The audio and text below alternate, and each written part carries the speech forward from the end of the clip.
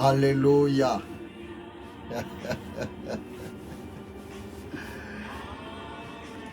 Alléluia. Gloire au Seigneur. Gloire à Jésus de Nazareth.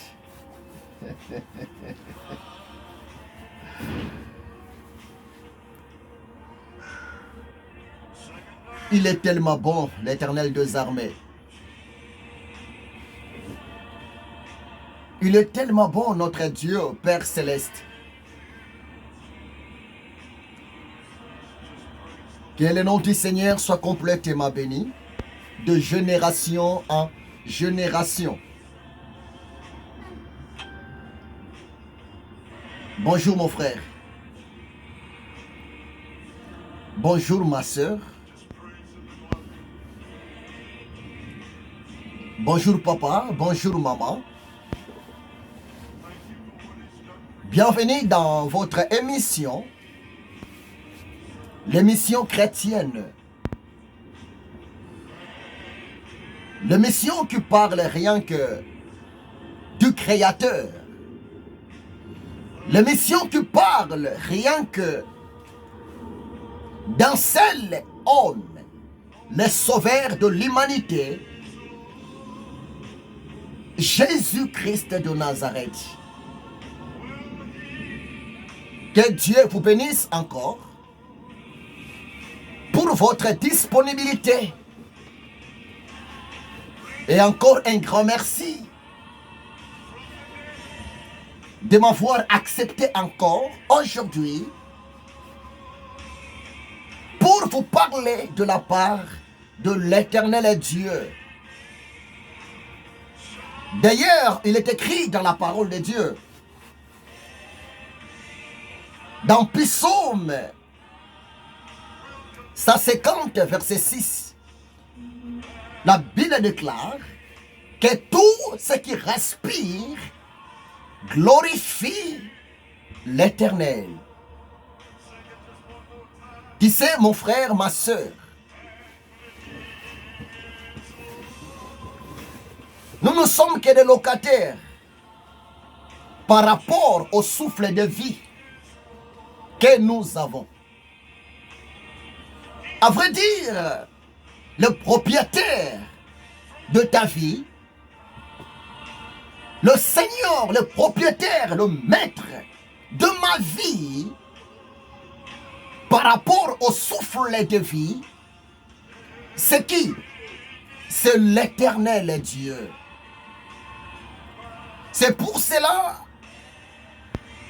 ça ne sert à rien de saboter la parole de Dieu dans ta vie.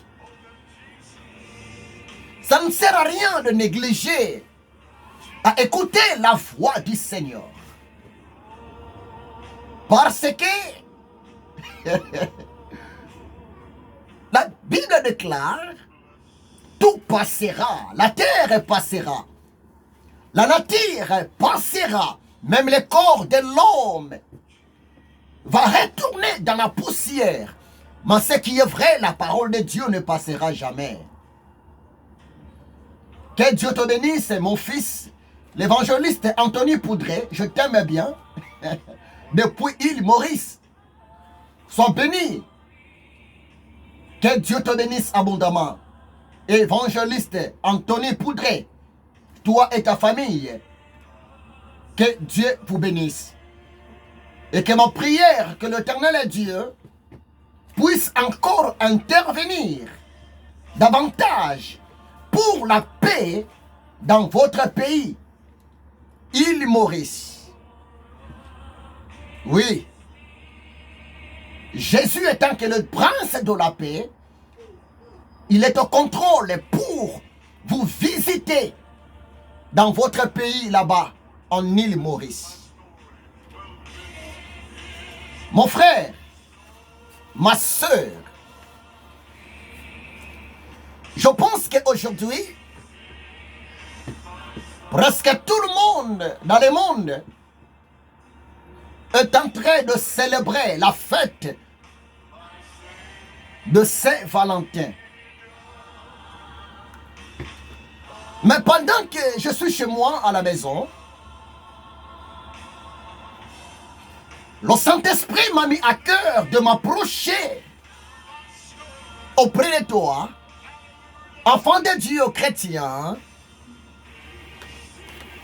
pour te parler encore par rapport à la pensée divine. D'abord, ce qui est vrai, vous devrez savoir, un enfant de Dieu, un chrétien né de nouveau, un homme qui a la foi en Dieu, une femme qui a la foi en Dieu, ne peut jamais fêter la fête de Saint-Valentin. Je suis désolé pour les autres personnes, mais étant que l'esclave de Jésus de Nazareth, étant que le missionnaire, le prophète de l'Éternel Dieu, mon devoir à moi, c'est de sensibiliser le peuple de l'Éternel Dieu, de ramener le cœur des enfants de Dieu à la lumière de la volonté parfaite de l'Éternel Dieu qui est exprimée moyennant la parole de Dieu qui est la Bible. Nulle part dans la Bible, la Bible nous recommande de fêter la fête de Saint-Valentin. Je m'aime bien réfléchir, je m'aime bien sonder les Écritures, je m'aime bien lire en profondeur. Parmi les apôtres de Jésus, même parmi les enfants d'Israël, aucun homme a porté le nom de Valentin. Bien-aimé, nulle part dans la Bible nous recommande de célébrer la fête de Saint-Valentin. Ô chrétiens, enfants de Dieu, l'heure est tellement grave. Le retour de Jésus est bel et bien proche. C'est pour cela, nous étant que les esclaves de Jésus de Nazareth, notre responsabilité, c'est d'amener le peuple de Dieu à la volonté parfaite du Seigneur. Saint-Valentin n'est pas nommé dans la Bible.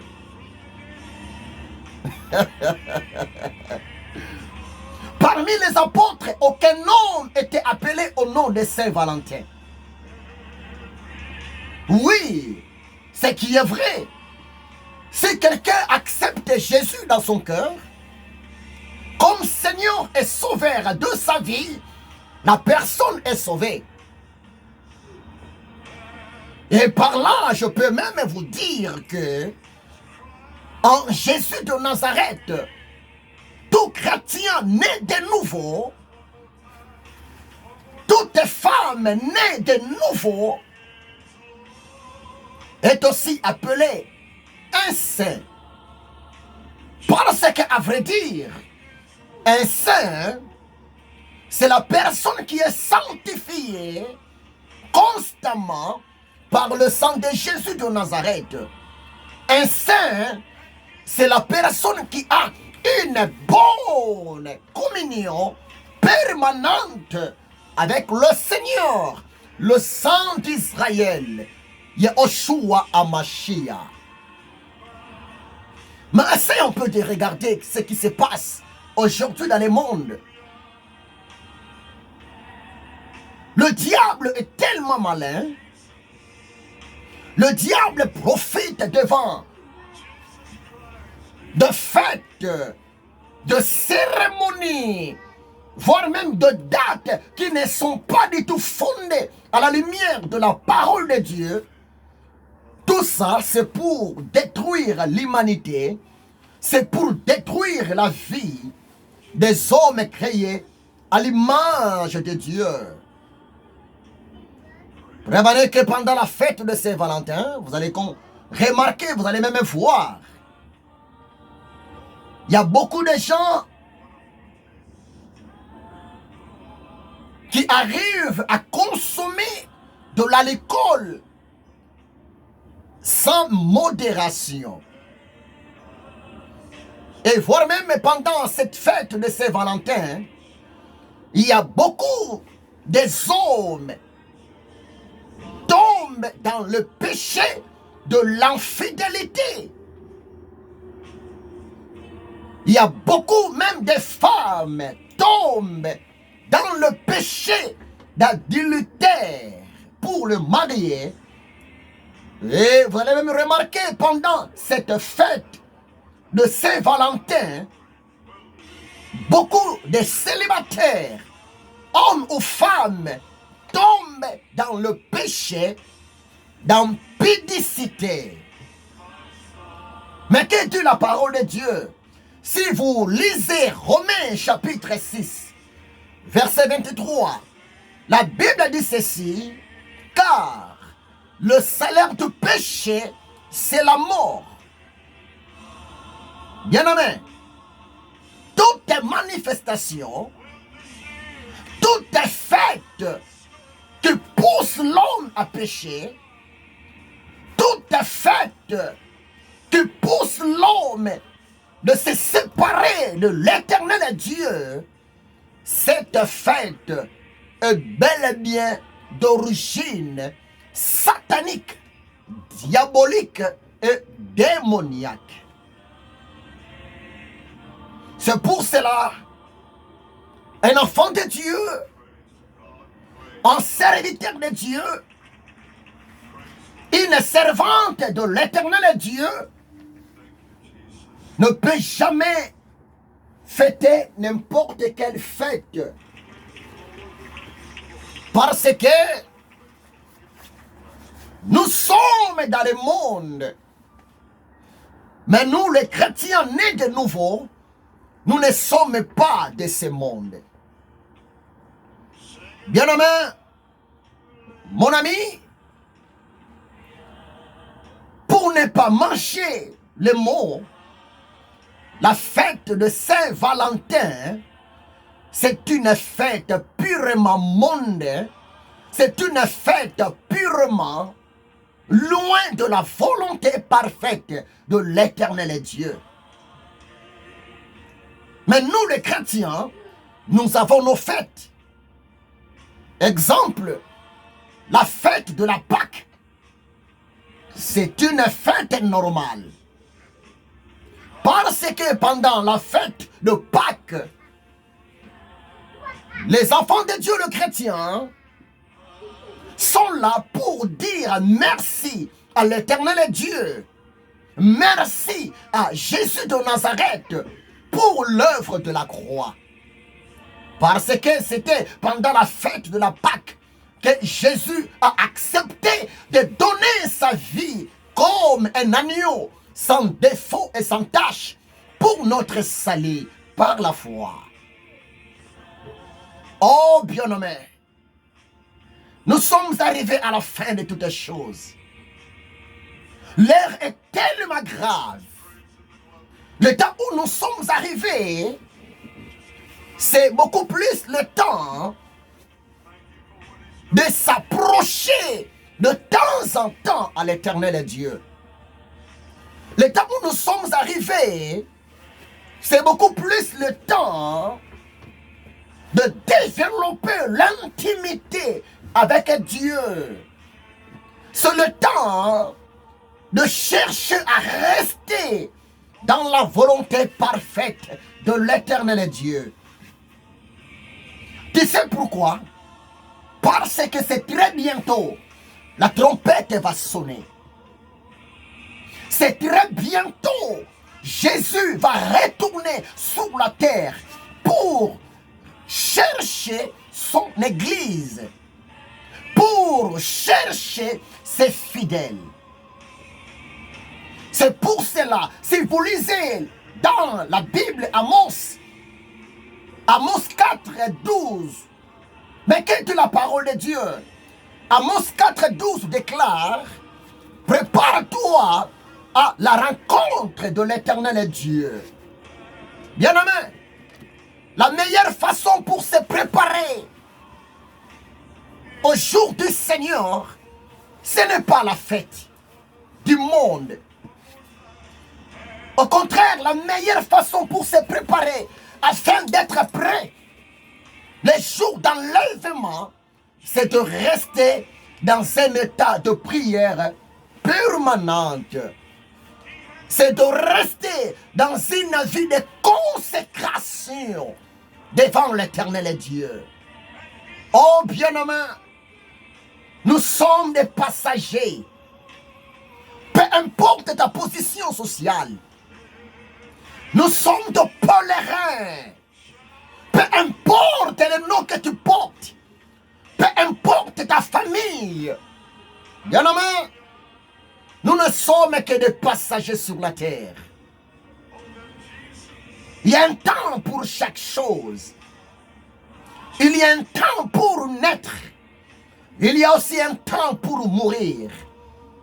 Et laissez-moi te rappeler, après la mort, il y a aussi un temps du jugement. Bien-aimé, le jugement est réel.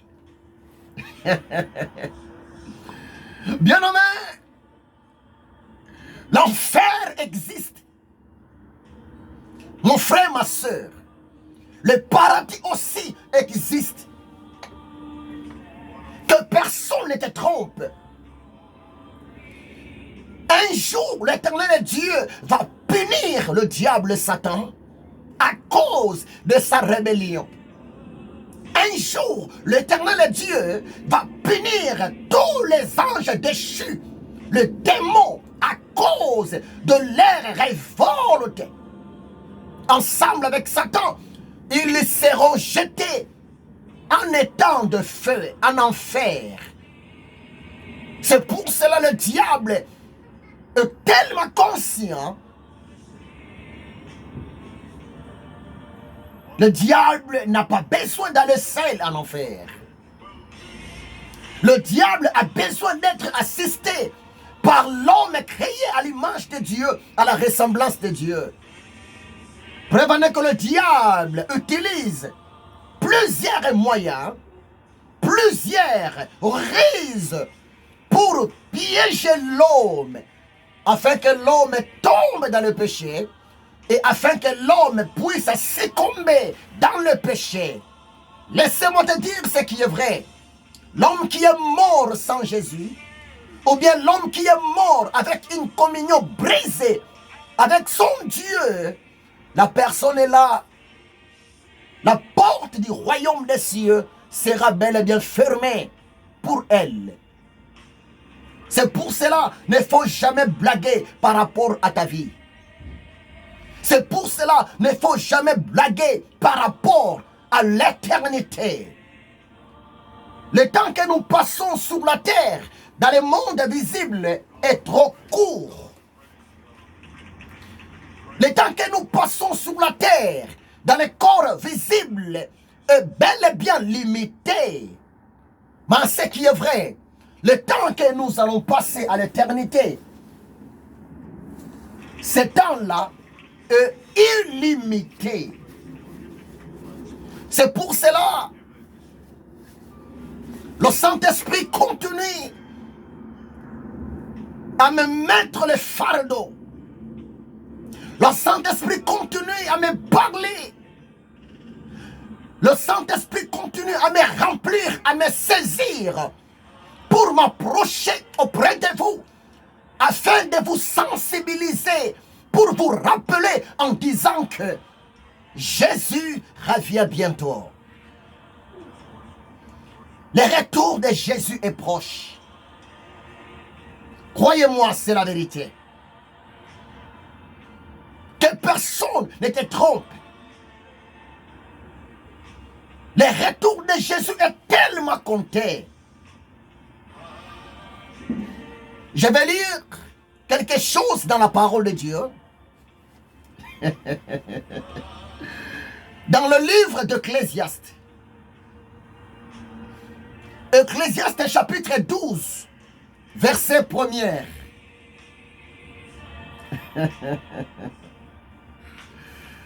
Ah, Dieu est bon. Ecclésiaste chapitre 12, verset 1er. Mais qu'est-ce la parole de Dieu? D'abord, le livre d'Ecclésiaste, c'est le livre d'un homme au nom de Salomon. Salomon, c'est lui qui était l'auteur du livre d'Ecclésiaste. Cet homme, Salomon, il avait eu la grâce de Dieu par rapport à la sagesse divine que Dieu lui avait accordée. Et Salomon, celui qui était le troisième roi d'Israël, après la mort de David, son papa biologique, qui était le deuxième roi d'Israël, c'était cet homme, Salomon, qui était devenu le roi à la place de son père, David. Et Salomon était la fille de Bathsheba. Mais on n'est pas là. Salomon, tout au long de son ministère royal en Israël, tout au long de son service royal en Israël, Salomon, il avait aussi joué le rôle d'un prédicateur. Salomon, pendant son exercice royal parmi le peuple élu, le peuple mis à part, les enfants d'Israël, Salomon, cet homme, il était aussi comme étant un roi conseiller. Parce que l'Esprit de Dieu, l'Esprit de la sagesse qui était en lui, permettait à Salomon de conseiller, de donner des conseils, de donner, voire même des enseignements, comment vivre auprès de son peuple, les enfants d'Israël. Exemple ici, dans le livre d'Ecclésiaste chapitre 12, verset 1er, l'esprit de sagesse de Dieu, en un mot, l'esprit de Jésus, parce que prophétiquement, la sagesse de Salomon, c'était rien que l'image de la présence de Jésus en lui. Parce que Jésus est aussi appelé la sagesse de Salomon. Jésus n'a pas la sagesse, mais Jésus, c'est lui qui est la sagesse absolue. Jésus ne possède pas la sagesse, mais la sagesse, c'est Jésus-Christ. Salomon était animé par l'esprit de la sagesse de Jésus. Et ici, si vous lisez Ecclésiaste 12, verset 1er, Un homme qui n'est pas révélé, quelqu'un qui n'est pas du tout révélé, un homme naturel, une femme naturelle peut dire que c'est Salomon qui parle ici. Mais écoutez-moi très bien. Un homme révélé, une femme révélée par le Saint-Esprit, rien qu'en lisant Ecclésiaste chapitre 12, verset 1er, à vrai dire, ça, ce n'est pas Salomon qui parle, mais c'était l'Esprit de Dieu, c'était l'Esprit de Jésus de Nazareth qui parlait au travers de Salomon.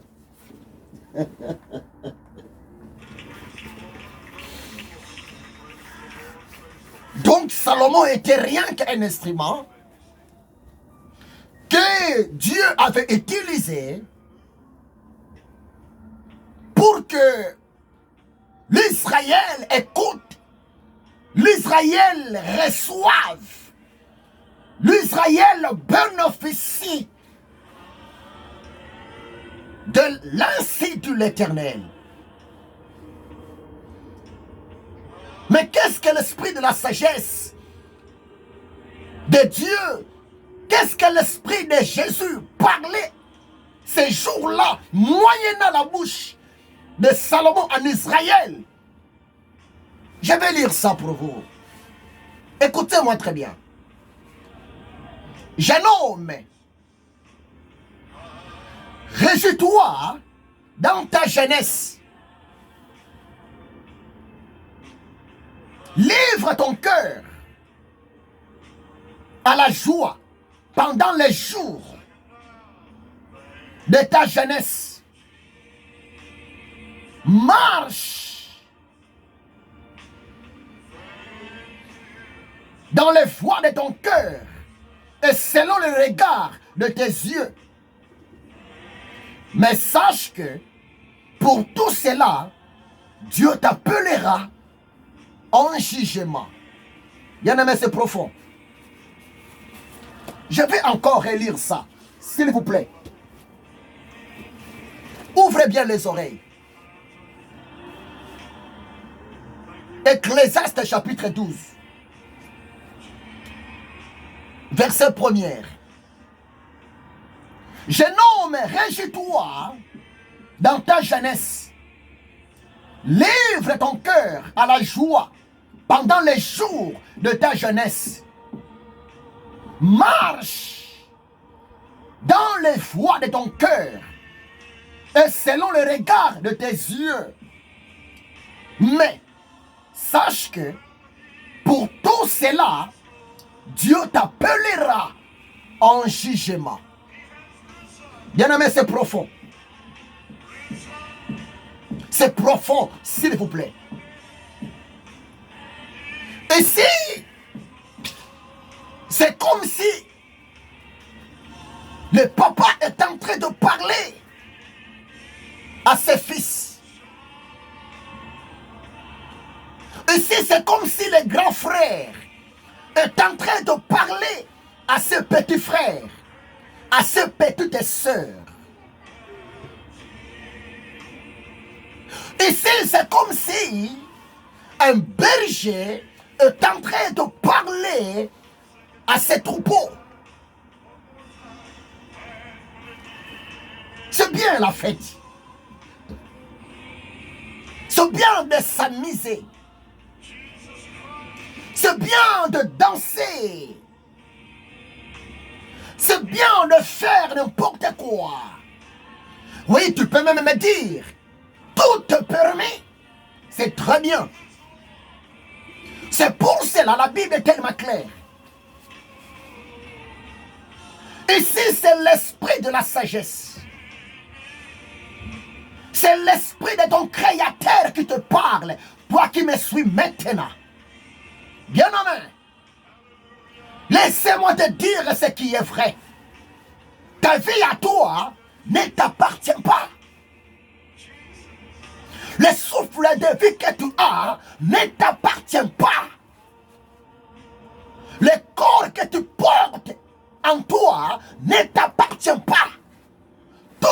qui est en toi appartiennent à Dieu. C'est pour cela qu'il ne faut pas blaguer par rapport à ta vie. C'est pour cela qu'il ne faut jamais s'amuser loin de la volonté de l'Éternel Dieu. Laissez-moi encore te rappeler un verset biblique. 1 Corinthiens chapitre 3, versets 16 à 17. La Bible déclare, ne savez-vous pas que votre corps est le temple du Saint-Esprit et que le Saint-Esprit habite en vous? Si quelqu'un détruit le temple du Saint-Esprit, Dieu les détruira aussi. Car le temple du Saint-Esprit est saint, c'est votre corps. Oui, nous sommes en pleine fête. La fête de Saint-Valentin. Oh, bien-aimé, tu peux me dire, mais c'est le prédicateur, je suis jeune. C'est bien. Tu peux me dire, oh grand frère, je suis jeune, laissez-moi vivre. Mais ce qui est vrai, vivre sans Jésus, le prince de la vie, c'est la mort. Vivre sans Jésus qui est le chemin, la vérité et la vie, c'est des catastrophes. Prévenez que la Bible est claire. Jeune homme, réjouis-toi. Dieu n'est pas contre votre joie. Oui, l'Éternel Dieu n'est pas contre nos fêtes. Mais la question est posée. Pendant que vous fêtez, pendant que vous dansez, est-ce que votre fête est sous contrôle de l'Esprit de Dieu? Ou bien votre fête est sous contrôle des démons?